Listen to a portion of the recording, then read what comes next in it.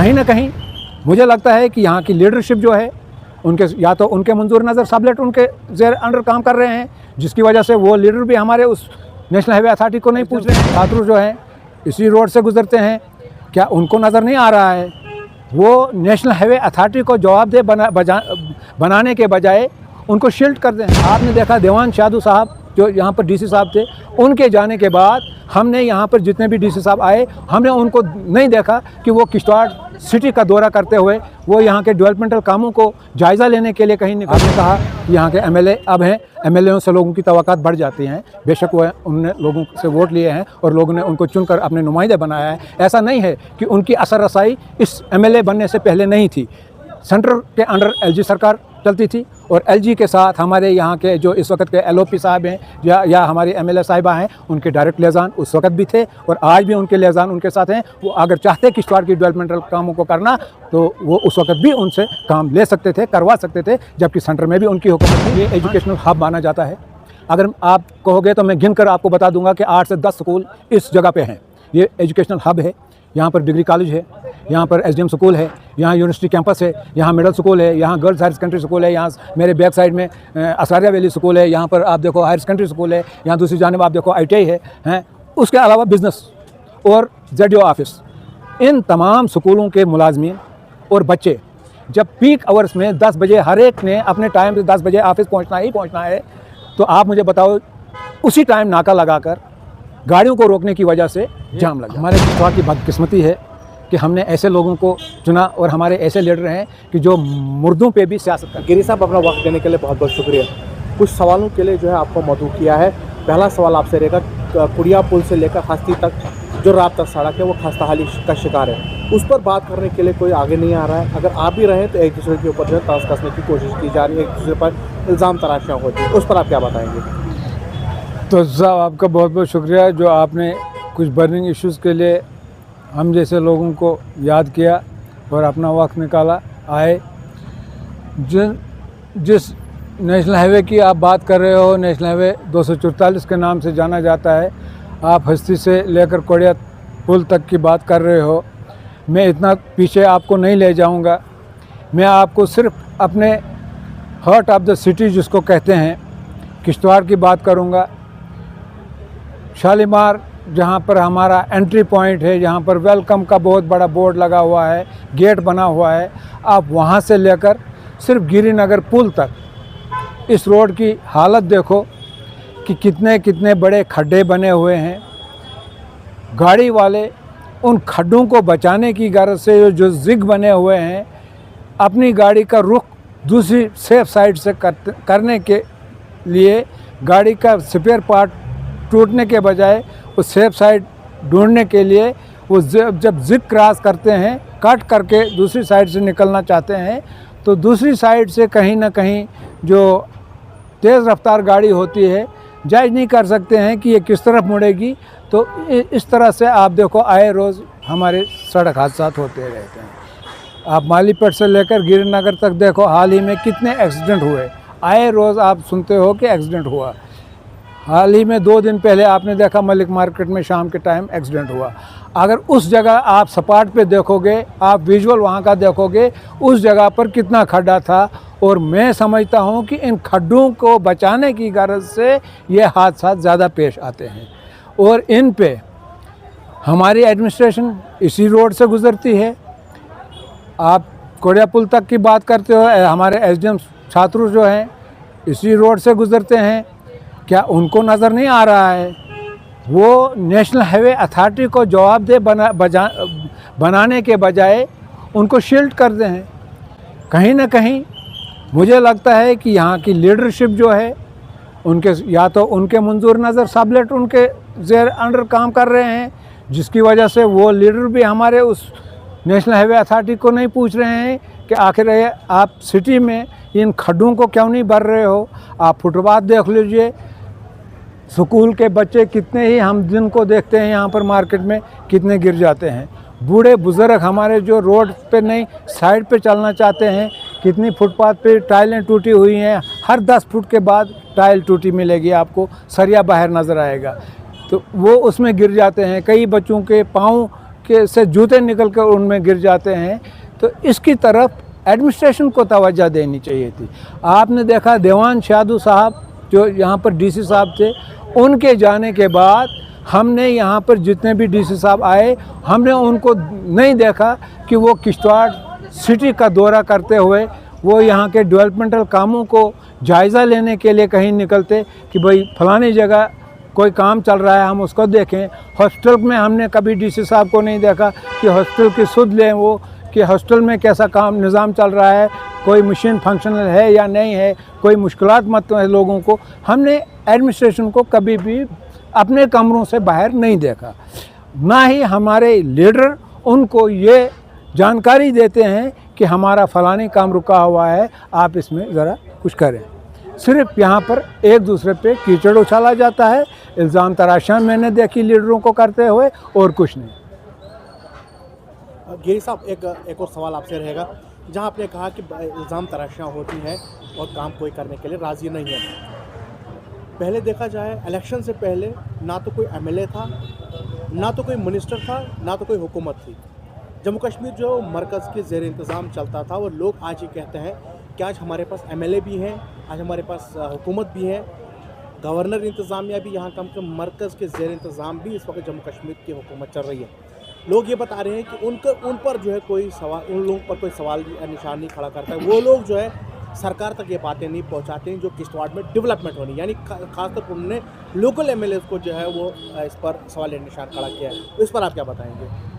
तो साहब ऐसा नहीं है कि यहाँ पर ये जो अब हुकूमत आई है, इससे पहले यहाँ पर आपने बताया कि एमएलए नहीं थे या हुकूमत नहीं थी, ऐसा कुछ नहीं है।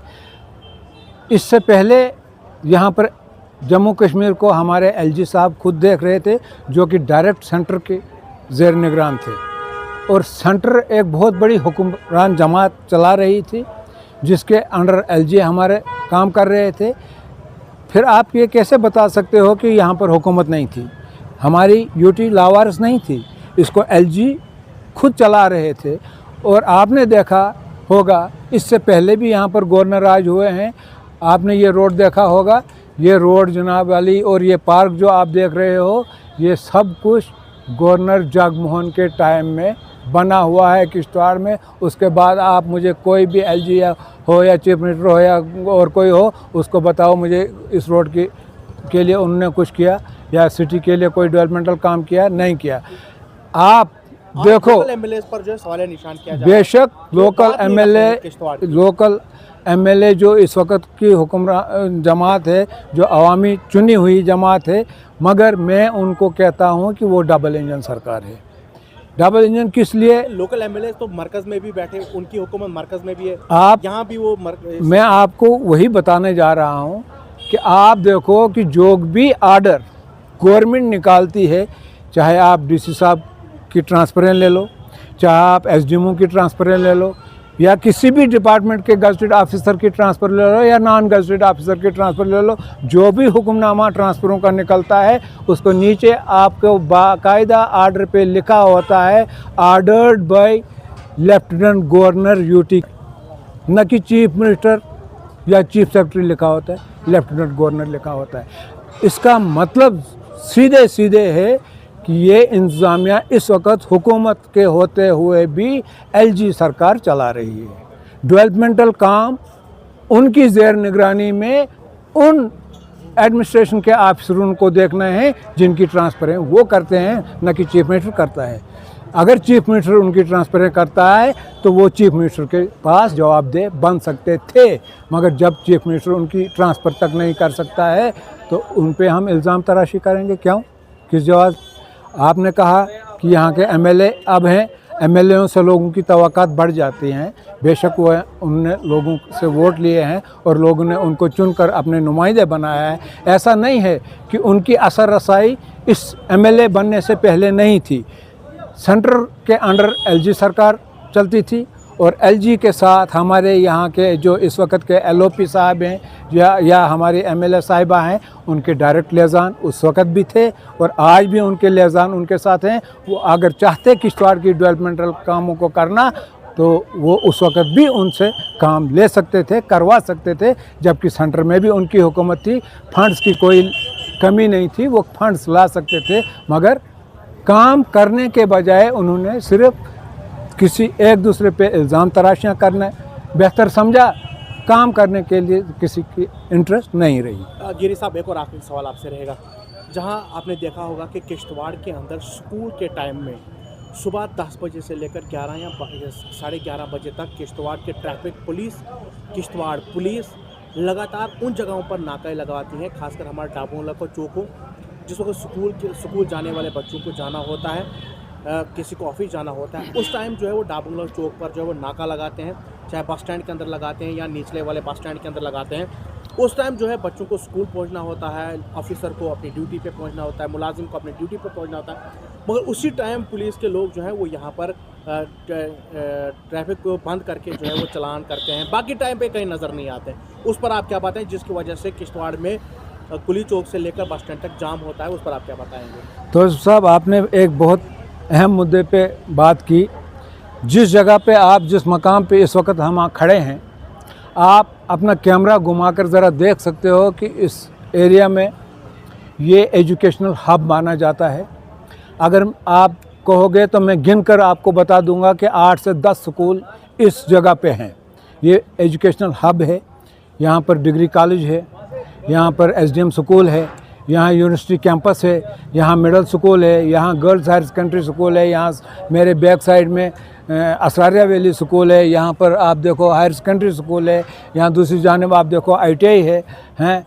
उसके अलावा बिज़नेस और ZDO ऑफिस, इन तमाम स्कूलों के मुलाजमीन और बच्चे जब पीक आवर्स में 10 बजे हर एक ने अपने टाइम से 10 बजे ऑफिस पहुंचना है, तो आप मुझे बताओ, उसी टाइम नाका लगाकर गाड़ियों को रोकने की वजह से जाम लग जाता है। एडमिनिस्ट्रेशन ने इस जाम को लगने के बजाय इसकी तरफ तवज्जो नहीं दी कि ये जामिंग जो है हम कैसे इसको मैनेज कर सकें, ताकि एक ही टाइम पे जब सारे लोग अचानक से बाहर निकलें, हज़ारों गाड़ियां आपको मिलेंगी, तो जाम तो लगना ही है। एडमिनिस्ट्रेशन ने कभी इस तरफ तवज्जो नहीं दी कि इतना बड़ा एजुकेशनल हब जब एक ही चौक में है, तो क्यों ना स्कूल CO साहब को हमारे DC साहब बताएं कि स्कूल की टाइमिंग में 10-10, 15-15 मिनट का गैप रखा जाए, ताकि एक स्कूल के बच्चे जब इंडिविजुअली 15-15 मिनट में उसी टाइम जब नाका भी उसी टाइम देखो, मैंने आपको बताया ना कि हर एक ने दफ्तर भी पहुंचना है 10 बजे, हर बच्चे ने स्कूल भी पहुंचना है, तो उसी टाइम नाका भी लगाया जाता है। और उस टाइम के बाद आप 10 बजे के बाद कोई नाका नहीं देखोगे, उसके बाद स्टैंडबाज देखोगे। मेरी एडमिनिस्ट्रेशन से गुजारिश रहेगी कि स्कूल टाइमिंग में वो थोड़ा सा सुधार लाएं, 10-15 मिनट का हर स्कूल में गैप रखें वो, ताकि बर्डन ना पड़े रोड पे, ज़्यादा लोग नहीं निकलें, आराम से लोग अपना वक्त निकाल कर 15-15 मिनट पहले एक स्कूल जब जाता है तो रोड पर रश कम नहीं। और उसके बाद जो आप देखो कि 10 बजे जब नाका ख़त्म हो जाता है, जब नाका लगता है तो गाड़ी वाले नाके से बचने के लिए लिंक रोड्स का इस्तेमाल करते हैं, जो स्कूल से गुज़रते हैं। इधर आप बैक साइड से देख रहे हो, यहाँ से इस वक्त भी गाड़ियाँ आ रही हैं, क्योंकि यहाँ पर नाका इस वक्त लगा हुआ है, गाड़ियाँ आ रही हैं। उस वक्त पीक आवर्स में इस साइड से भी गाड़ियाँ आती हैं, जिसकी वजह से जाम लग जाता है, तमाम चौक बंद हो जाते हैं, गाड़ियों का रश हो जाता है। उसके बाद कोई नाका नहीं होता है, स्टंटबाज उसके बाद जनाब अली आप देखो ट्रों करके घूम रहे होते हैं, उनको कोई पूछने वाला नहीं होता है। उस ट्रैफिक नाके पे फंसता कौन है? गरीब आदमी। जो बेचारा शरीफ होगा वो आराम से चल रहा होता है, वही फंसता है। गिरी साहब, एक आखिरी सवाल रहेगा। किश्तवाड़ में हाल ही में किश्तवाड़ के मुगल मैदान इलाके में एक बड़ा इंसिडेंट हुआ, जहाँ नवजायद बच्चा जो है वो दरिया में जाकर जो है उसकी मौत हो गई।